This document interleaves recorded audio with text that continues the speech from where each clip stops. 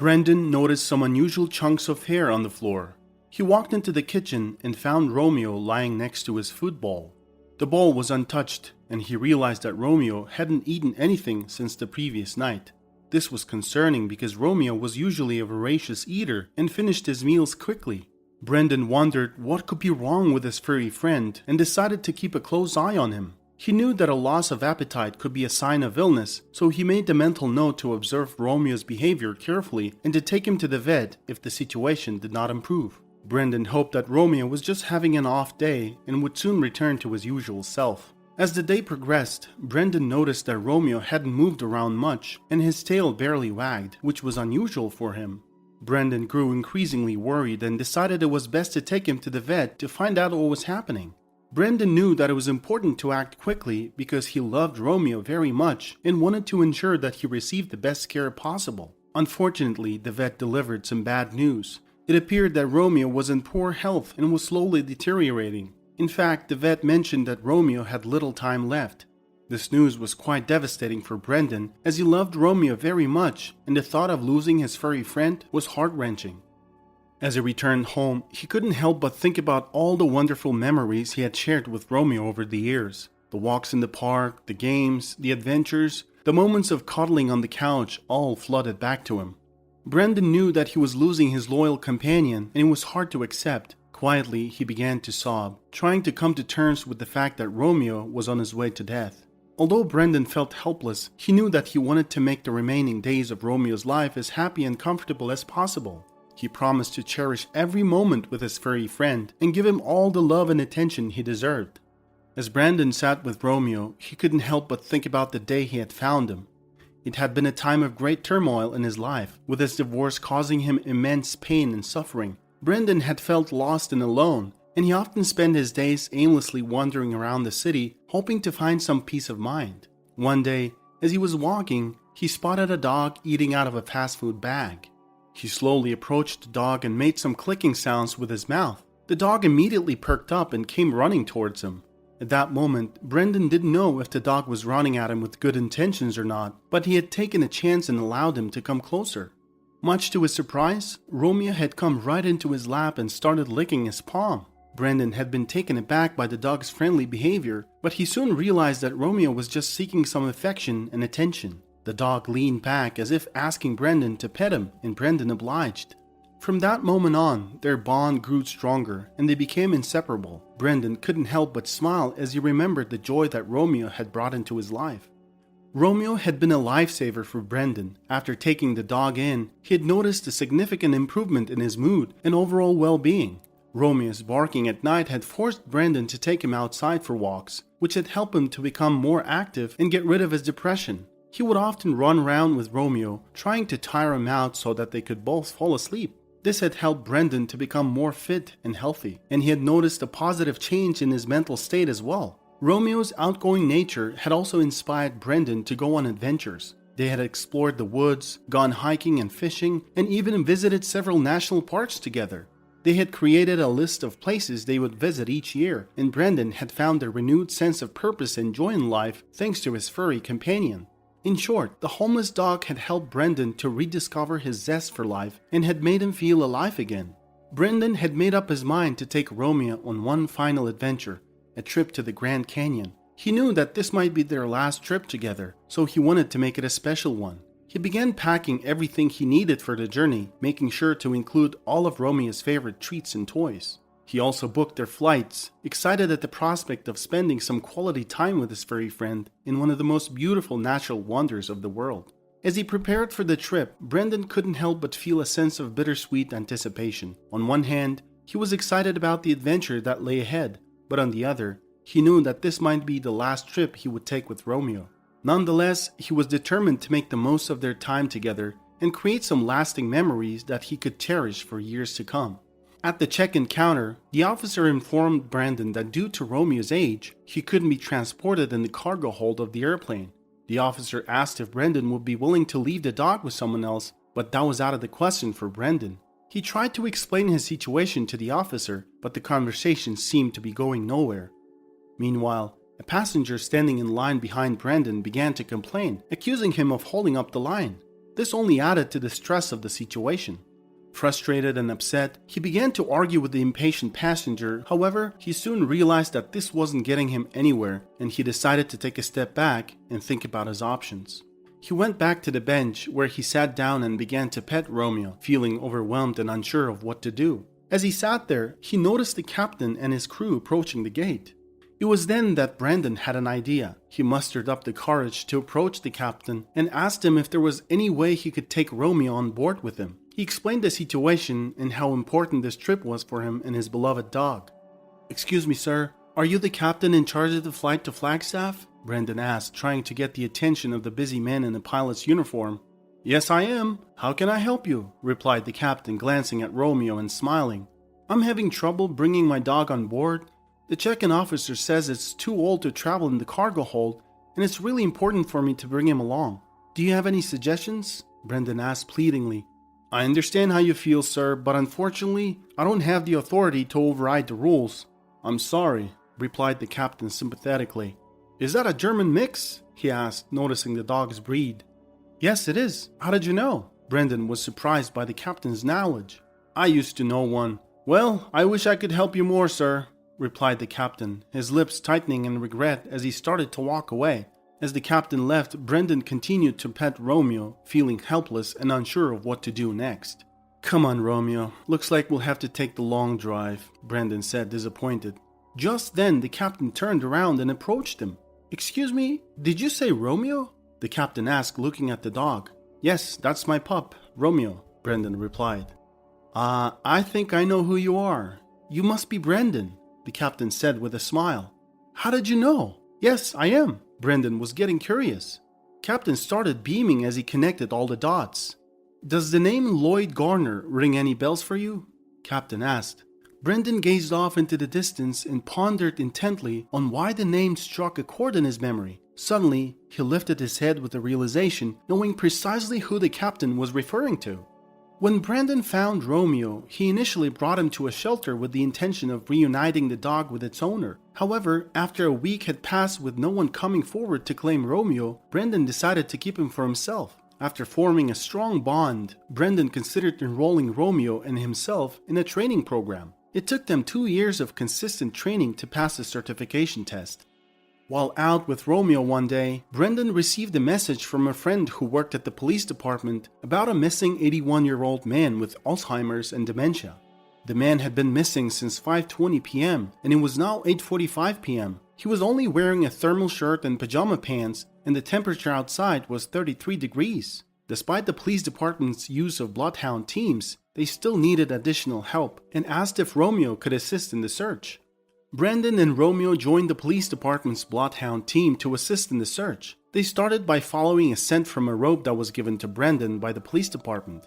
However, they soon discovered that the subject's son had also worn the same robe, so the scent became contaminated. The team then had to switch to a different scent, and eventually, Romeo picked up a fresh trail.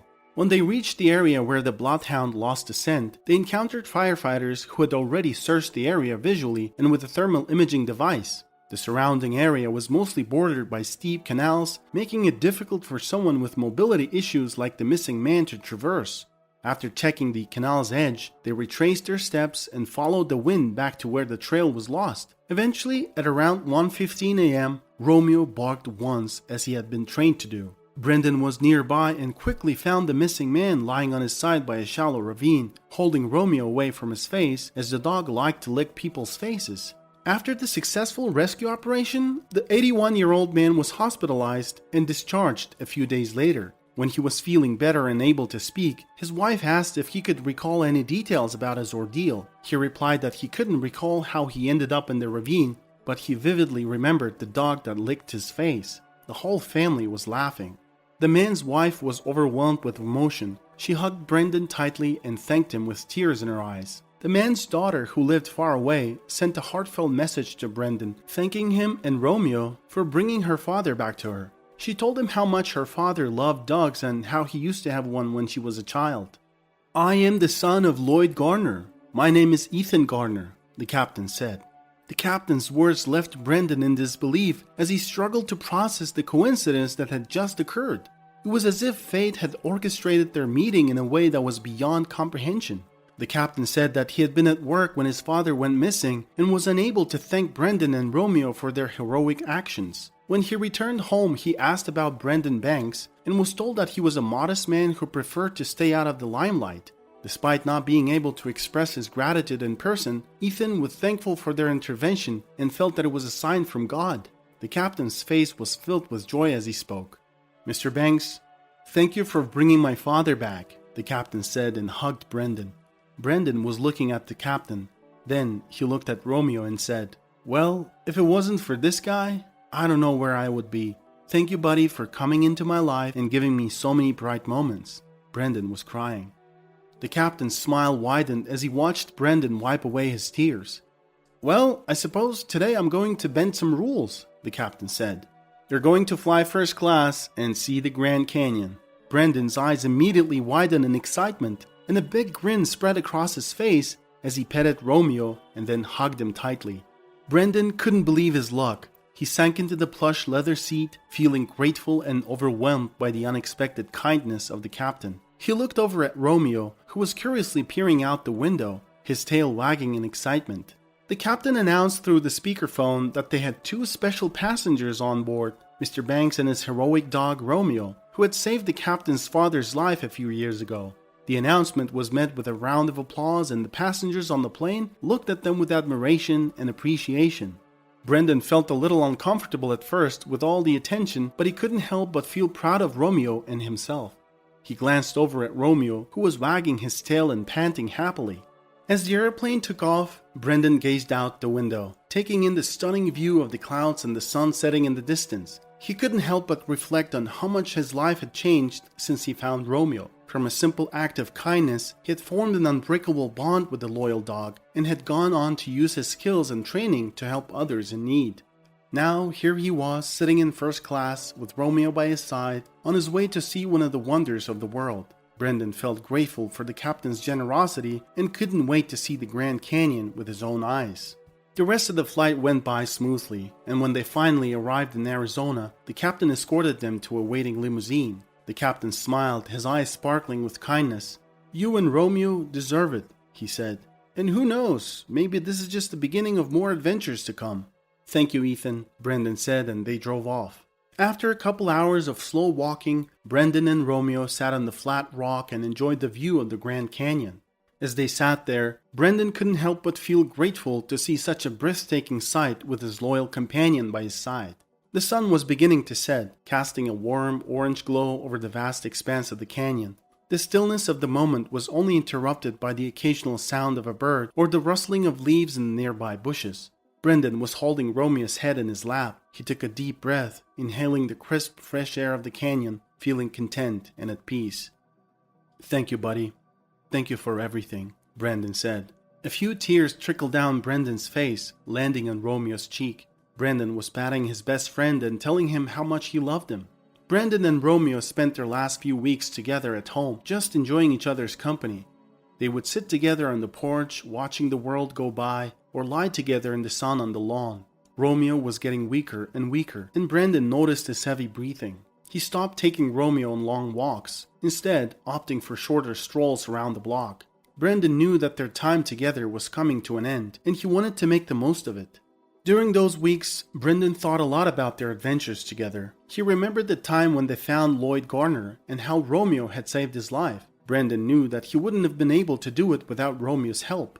He also remembered the time when Romeo had helped a little girl find her way back to her parents in a crowded park. Brendan smiled at the memory, knowing that Romeo was a hero in his own right. As the days passed, Romeo's health continued to decline. Brendan stayed by his side, never leaving him alone.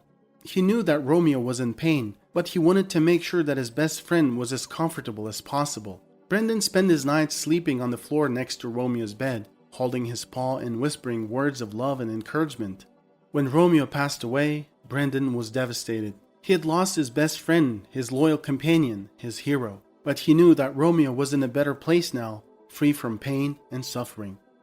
Brendan buried Romeo in the backyard, under the oak tree where they used to play fetch. He planted a small garden around Romeo's grave, filled with flowers and herbs that Romeo had loved. Brendan knew that Romeo would have wanted it that way. Brendan couldn't bring himself to walk Romeo's route again. It was too painful. But after a few weeks of grieving, he decided to honor his best friend's memory by running around the places they used to go. The first few runs were difficult, as he could still feel Romeo's presence with him, but as he continued to run, Brendan felt himself becoming stronger, both physically and emotionally. And so, Brendan continued to run every day, cherishing the memories of Romeo and the beauty of the world they shared. He knew that he would never forget his best friend and that Romeo's spirit would live on with him forever. After a few months, Brendan was following his usual running route when he felt exhausted and decided to take a break on the bench. As he was wiping his face from sweat, he felt a tugging sensation on his pants. At first, he ignored it, but then he looked down and saw a small German mix puppy nibbling on his shoelaces. The puppy was determined to get Brendan's attention and play with him. Brendan looked at the puppy, surprised and slightly amused. The puppy was staring at him with its big, curious eyes and wagging its tail furiously. Brendan knelt down and started petting the little puppy, feeling a sense of warmth spreading through his heart. He noticed the puppy was shivering, probably from the cold and damp weather. He decided to take the puppy home with him, at least for the night, and find its owner the next day. Despite his efforts to find the puppy's owners in various shelters, Brendan was unable to locate them. He began to feel that it was meant to be and saw this as a new beginning. Brendan felt like fate had given him a new furry companion. He named the German mix puppy Rex and started a new journey with his best friend by his side. They started to explore the world together and create new memories. Brendan knew that Romeo would always hold a special place in his heart, but he was grateful to have Rex by his side to continue